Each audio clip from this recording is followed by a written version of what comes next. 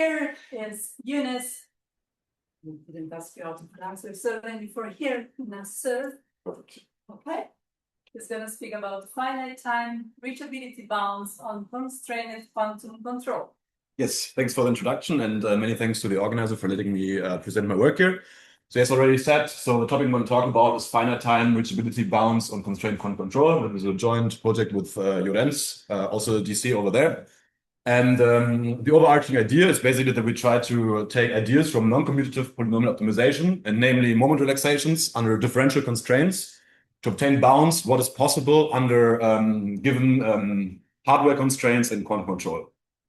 Okay, so let's start right into it.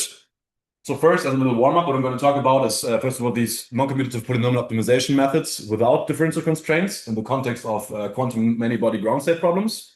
Then we're going to talk quickly about what quantum control deals with. And then afterwards, we're going to talk about how we can exploit these non-commutative ideas of global optimization to obtain finite time reachability bounds on quantum control. And yeah, if you have any questions, again, you can feel free to just interrupt at any time. Okay, I'm going to start with the ground state energy. So what is the problem we're interested in? So the quantum ground state problem asks for, so first of all, we fix a Hilbert space, where in this case, we fix the Hilbert space to be a Hilbert space of n qubits. So each qubit lives in C2.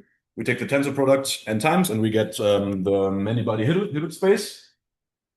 Then we assume that we have some Hamiltonian, which is kind of like an energy functional, where you can have different interpretations what this is. So first of all, this can be seen as a matrix.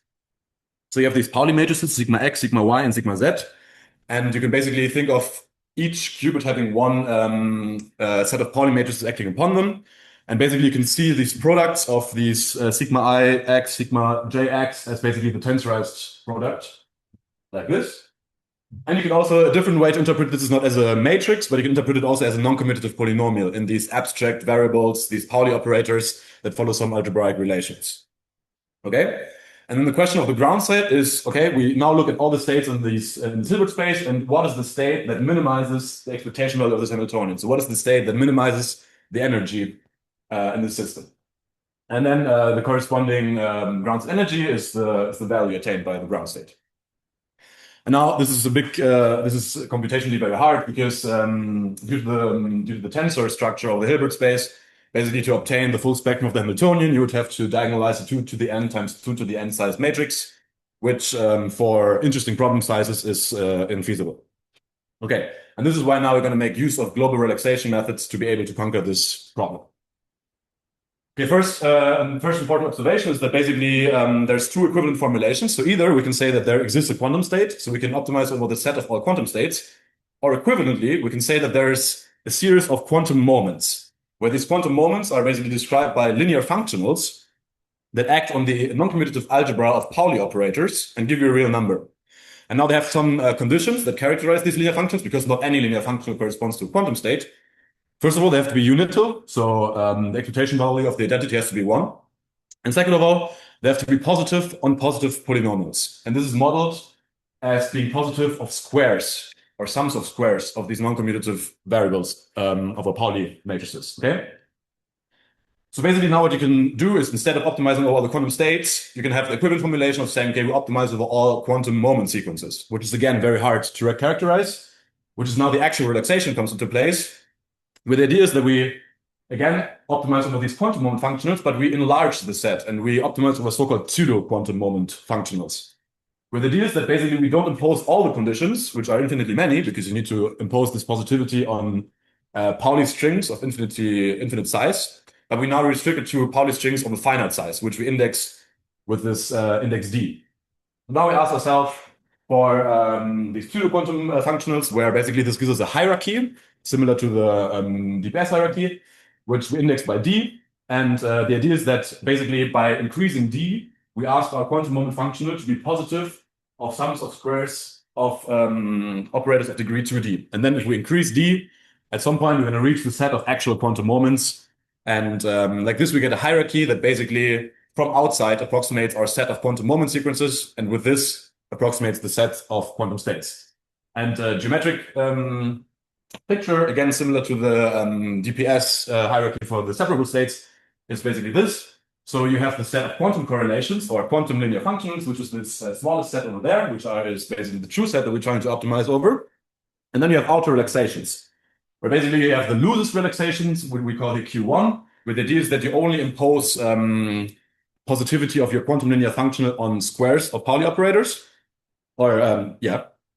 And basically you can increase D, and then you get tighter and tighter approximations of your set of quantum correlations until in the end it converges, which can be explained by a result by Helton McCulloch, like the non-commutative version of Putina's Positivstellensatz that was already mentioned. Okay, and now the idea is basically that now if we optimize over possible energies, not over the actual set of quantum states, but over a larger set, of course, we can attain lower values. And this is why this will now give us a lower bound on the quantum ground state energy. Okay, maybe I... Okay, and now how do we impose this criterion that we deal with a sequence of pseudo-quantum functionals? We do so by building a so-called moment matrix. Okay, what is this moment matrix? So the idea is basically that we take all of our, so this is the moment matrix at degree 1. So the idea is that we take all of our Pauli monomials of degree 1, which is the Pauli operators themselves, and we index the rows with the Pauli monomials and we index the columns. And then the idea is that basically an entry ij, you get it by sandwiching the column indexing monomial with the row indexing monomial. And then you have some algebraic relations that are encoded in this moment matrix. For example, Pauli operator square to 1, which is why all the diagonal here is 1. Then you have other algebraic relations like the SU2 algebraic relations, but I don't want to go into detail. You have relations that Pauli operators at different positions commute, and basically encode all of this in this moment matrix. And then you ask yourself, what is the best sequence, or what sequence of these pseudo-quantum functionals or moments minimizes our Hamiltonian? And then to go to a larger relaxation order, for example, you can ask yourself for the second degree moment matrix, where you now take Pauli monomials of degree 2 as index monomials, which then leads to monomials of degree 4 in the body, because again, you kind of sandwich them. Okay? And again, this is a necessary condition, so it gives us this outer approximations of the set of quantum correlations. Okay, so what does this relaxed quantum ground state problem now looks like at relaxation order D? So we optimize over all these pseudo-quantum moment functions, which are just which are just numbers, such that these numbers, when arranged in this moment matrix, make this moment matrix positive semi-definite. And this positive semi-definiteness of this moment matrix basically characterizes that we really treat pseudo-quantum functionals of degree D. And then you have these algebraic Pauli relations that you encode in the moment matrix. And yeah, as I said, this gives you a converging series of lower bounds to your ground state energy. And due to the fact that basically we have an optimization of a linear function over the positive semi-definite cone, this is a semi-definite program for which many efficient algorithms exist. Okay, then just to show you that this method is actually quite powerful. So there's 2 papers by G1 and collaborators, where basically they exploit many symmetries and structure to go to very large problem sizes. And here what you can see is basically you have, so the interesting curves are in the upper 2, where basically the 2 are above each other, where you have the lower bound to the ground state energy and an upper bound, because you can calculate upper bounds by just taking a feasible quantum state, because it will always have a higher or equal energy to the ground state. And you can see that basically here we're able to go to, or the authors are able to go to up to 100 spins, while if you want to treat this problem exactly, you would have to diagonalize a 2 to the 100 sized matrix, which is infeasible, of course. Okay, so far, so good. Then now, can we somehow exploit similar ideas to get bounds on what is possible in quantum control? And for this, first of all, what is quantum control? What do we deal with? So quantum control is very important nowadays with all these quantum technologies, because very important primitives are that you need to manipulate your quantum state to basically behave in a way that you want to. So given the quantum system, you kind of want to control its time evolution. So quantum systems' time evolution is governed by the Schrödinger equation.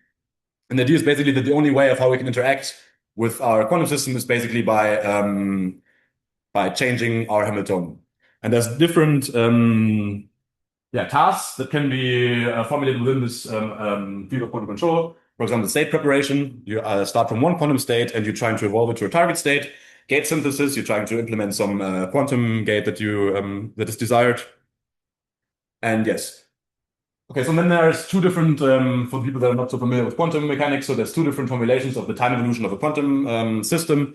There's the Schrödinger formulation, the Heisenberg formulation, where the Schrödinger formulation assumes that states are time dependent and operators are not, while the Heisenberg formulation basically assumes time dependent operators and time independent states. And we're mostly working here in the Heisenberg formulation.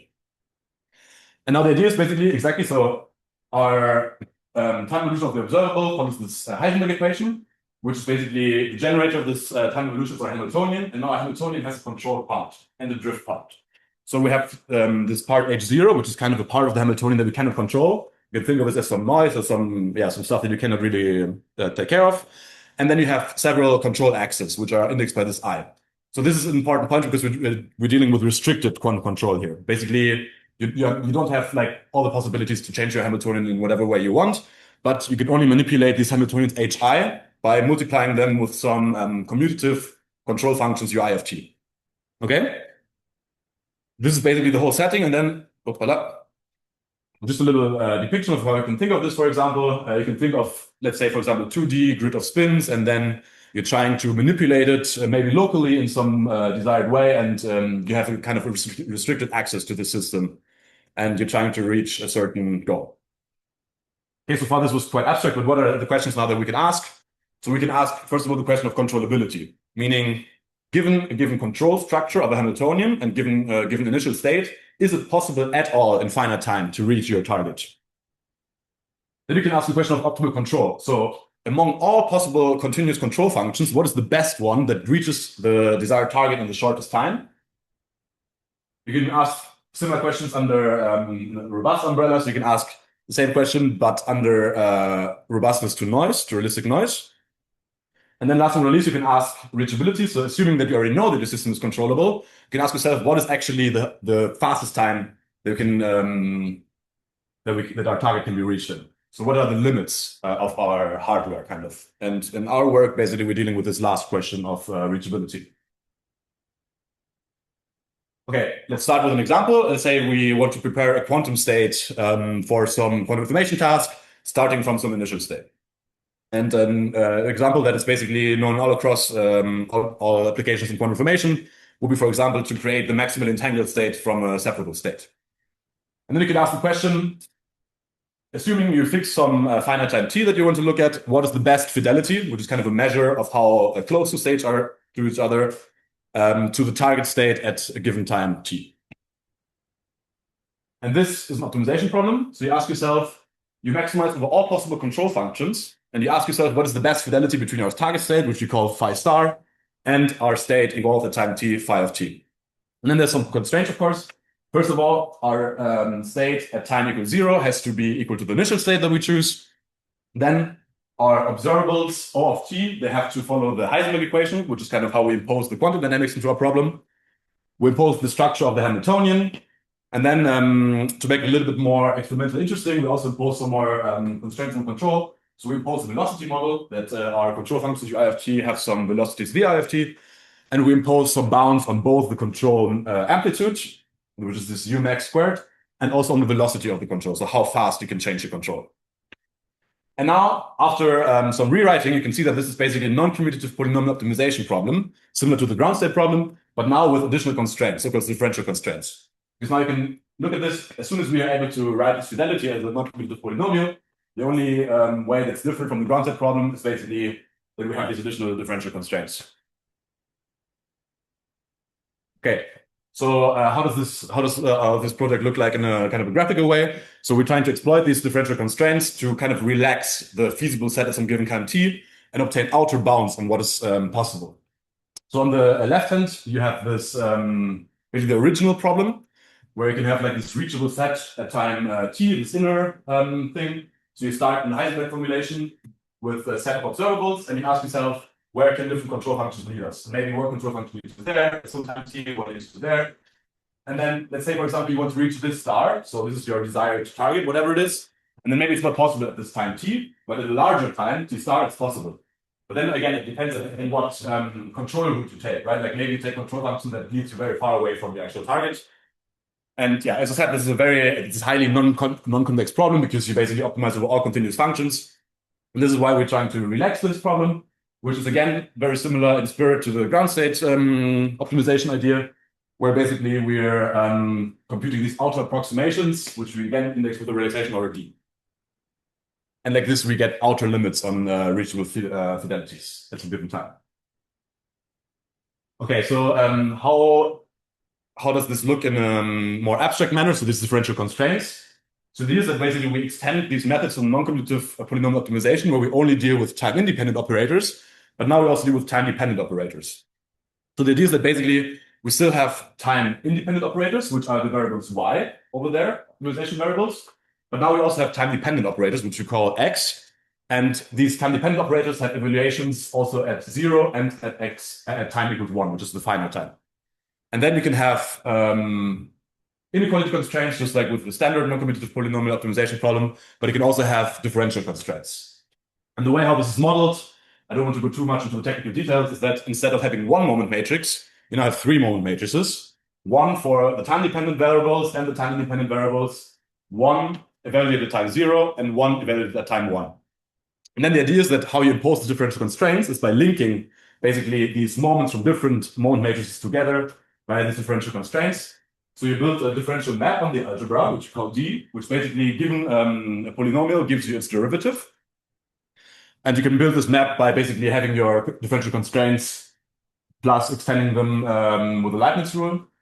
And then, yeah, this last line is basically how you impose this on the level of moment constraints. And then basically you again have a semi-definite program, which lets you compute these outer bounds. Okay, let's have a look at one example how this looks exactly. So let's say, for example, we want to prepare the 2-qubit Bell state, which is the maximally entangled 2-qubit state, starting from an initial state that's totally separable.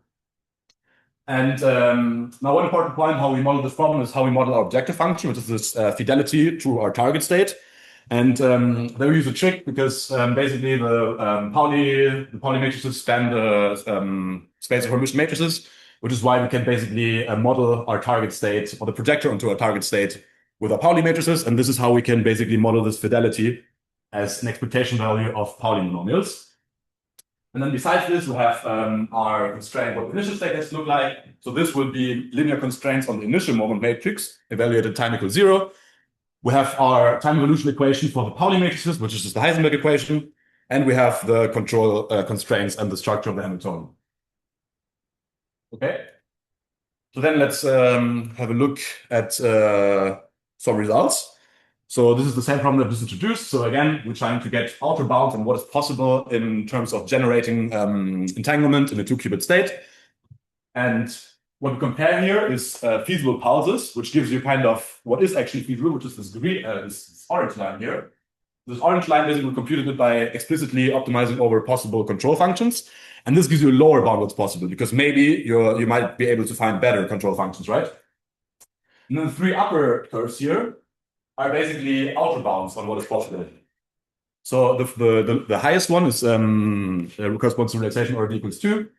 Then the blue one is relaxation order d equals 3, and the purple one d equals 4. And you can basically see that we're kind of sandwiching the best fidelity that's possible at a given time under our constraints. For example, if you look at time equal 2, you see that the feasible pulse reached this orange value, and you know that it cannot be better than this purple value. So this gives you a way of kind of estimating the limits of this local optimization over control functions, and it gives you a way to benchmark explicit control choices. Okay, then we did the same thing for it's basically the extension to 3 qubits. So we're trying to now generate the maximally entangled 3-qubit state, the GHZ state, starting from the from separable state 0, 0, 0. And yeah, basically this is the same story. You get a feasible pulse that tells you what is the best found control function, and then you get outer bounds on how good maximally can be. And then a slightly different problem. So besides this state preparation, we also dealt with gate synthesis, which I'm not going to present here, but you can look it up in the paper if you want. And the third example is excitation transfer in a chain. Now the idea is basically that you model your whole Hamiltonian and body Hamiltonian in such a way that the excitation in your system is conserved. So you can think about it of one qubit always being up while all the others being down. And you have kind of a restricted control geometry because you only have access control the interactions between the rightmost and the leftmost qubit. And you start with the state of the excitation being in the leftmost qubit, and you ask yourself, at a given time t, what is the best fidelity I can reach with our target state, which is transporting the excitation from the very left to the very right. And now you can ask the inverse question. You can ask, of course, at a given time, what is the best fidelity, but you can also ask the question, which is slightly different formulation. Given a target fidelity, let's say I want to reach our target state with 99% accuracy, what is the minimum time it takes to reach the state? And this is what we plot here. So basically here, on the x-axis, we have the chain length, and on the y-axis, we have the lowest bound, lower bounds to minimal time to reach a certain target fidelity. And these three graphs correspond to three different target fidelities. So either 90%, 95%, or 99%. And what you can see here is kind of a linear behavior with respect to n is what we would expect. And yes, so basically with this we can show that our framework is kind of versatile. While it's important to mention here that structure exploitation is very important because these differential constraints, they kind of destroy all the sparsity in your problem, which is why you need to exploit a lot of symmetries to be able to go to higher relaxation orders. Okay, and that was basically everything I wanted to talk about. So we saw that basically you can use a non-commutative version of polynomial optimization, of global polynomial optimization to optimize over all possible quantum realizations and more. And we saw how this can be used for ground state problems. And then we saw that if we combine these non-commutative polynomial optimization relaxations with differential constraints, we can obtain reachability bounds and quantum control. Now, there's many, many more things that can be done within this context of optimizing of global optimization methods for quantum control. You can deal with open quantum systems because so far we only restricted ourselves to closed quantum systems. You can ask questions about robust control or about inverse reachability and also many more. So yeah, thanks a lot and feel free to ask any questions.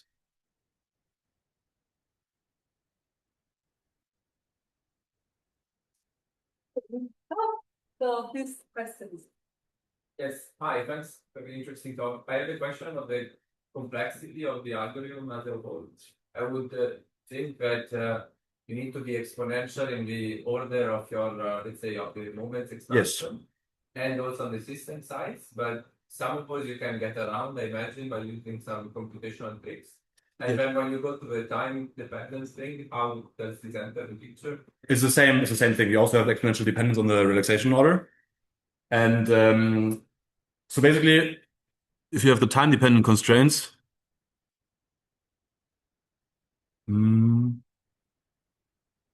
the issue is a little bit this differential map, because the differential map kind of, even though you have some sparsity structure in your problem, let's assume you only have like certain set of monomials that occur in your problem, this differential map will kind of cause more and more monomials to emerge that you didn't have in your problem before. So it kind of destroys your sparsity, which is why it scales worse than the non-differentially constrained version.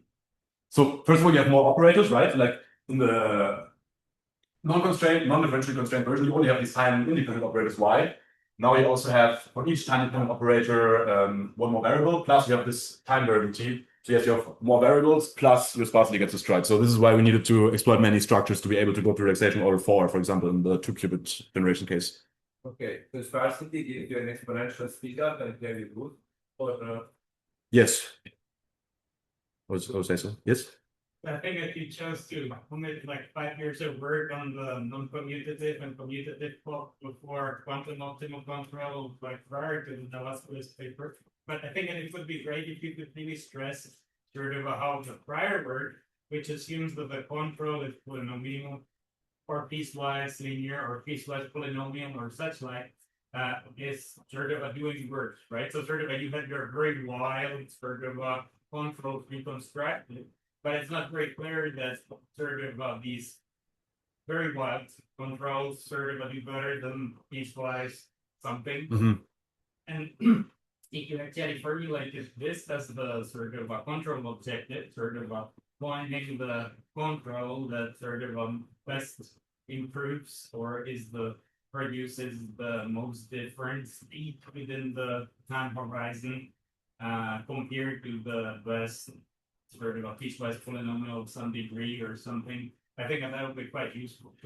Like sort of for people like who practically use quantum optimum control of some prep and break sort, they think that sort of a piecewise linear is perfectly fine. Mhm. And I think in order to sell this, which sort of has a higher runtime sort of requirements and such like, you should really show that these wild controls do substantially better than like Gaussian or piecewise linear or whatever they would use to sort of on a daily basis. Right. Yeah, okay, thank you.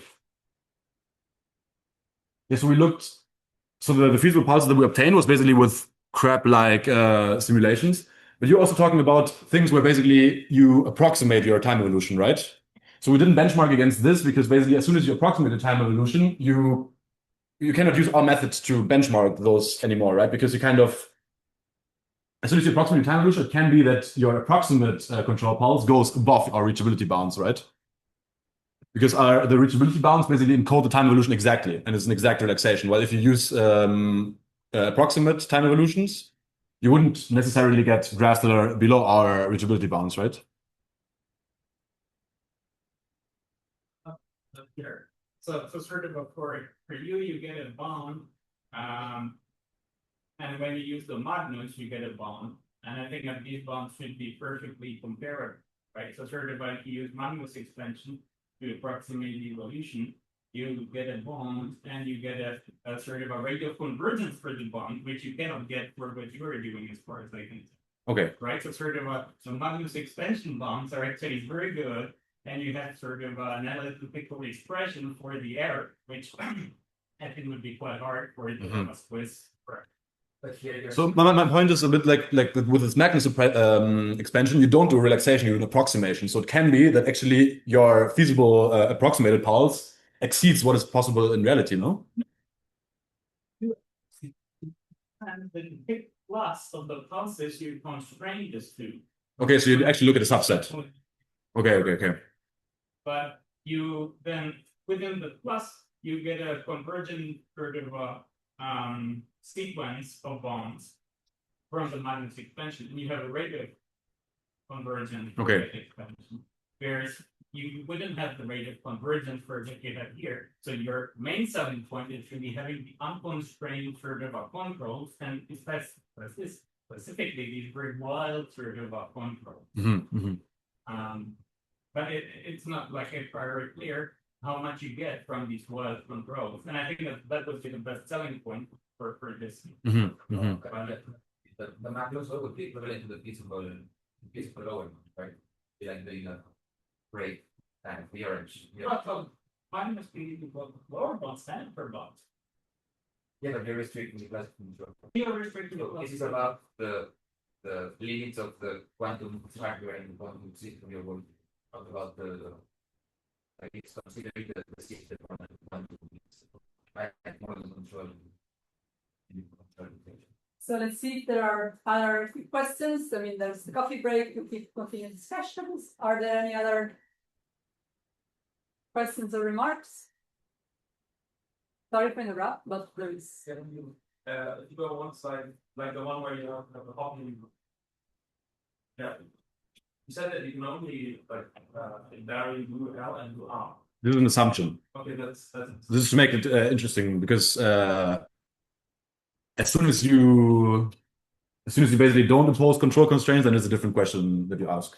But it would be frame lattice depth and not the lattice as having a given control constants. It's just like changing like potential depth or whatever. And then you can sort of do this to design non-dimensional lattice systems in this way, like because this is like very, very straightforward protocol. Okay, nice. Let's discuss this in the rig.